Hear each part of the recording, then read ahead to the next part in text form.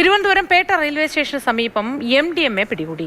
കച്ചവടത്തിനായി ബംഗളൂരുവിൽ നിന്ന് എത്തിച്ച 8 ലക്ഷത്തിലധികം വില വരുന്ന മയക്കുമരുന്നാണ് പിടികൂടിയത്. നന്ദുവും നന്ദാഹരിയും പിടിയിലായത് ഇരുചക്ര വാഹനത്തിൽ വെച്ച് ഈ മയക്കുമരുന്ന് കൊണ്ടുവരുമ്പോഴാണ്. TS ഹരീഷ് തന്നെ ചേരുന്നുണ്ട് ഇതിന്റെ വിവരങ്ങളുമായി. ഹരി, ഇത് എങ്ങനെയായിരുന്നു ഇവരെ പിടികൂടിയത്? ഇരുചക്ര വാഹനത്തിൽ ഇവർ ഈ മയക്കുമരുന്ന് കൊണ്ടുവരികയായിരുന്നോ?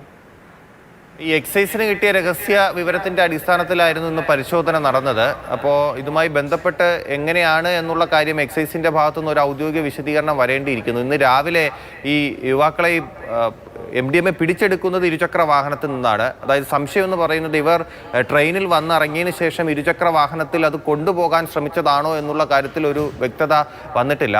പോലീസ് എക്സൈസ് സംഘം പരിശോധിക്കുന്ന സമയത്ത് ഇരുചക്ര വാഹനത്തിൽ 150 ഗ്രാം MDMAയുമായി, അതായത് മാർക്കറ്റിൽ നിന്ന് 8 ലക്ഷത്തോളം രൂപ വരും, ബംഗളൂരിൽ നിന്നാണ് കൊണ്ടുവന്നതെന്നുള്ള വിവരം ലഭ്യമാകുന്നു. എന്തായാലും ഈ പരിശോധന അവിടെ കഴിഞ്ഞവരെ എക്സൈസ് അറസ്റ്റ് ചെയ്തിട്ടുണ്ട്. ഇനി മറ്റ് നടപടികളിലേക്ക് കടക്കും. ശരി, TS ഹരീഷാണ് വിശദാംശങ്ങൾ പങ്കുവച്ചത്.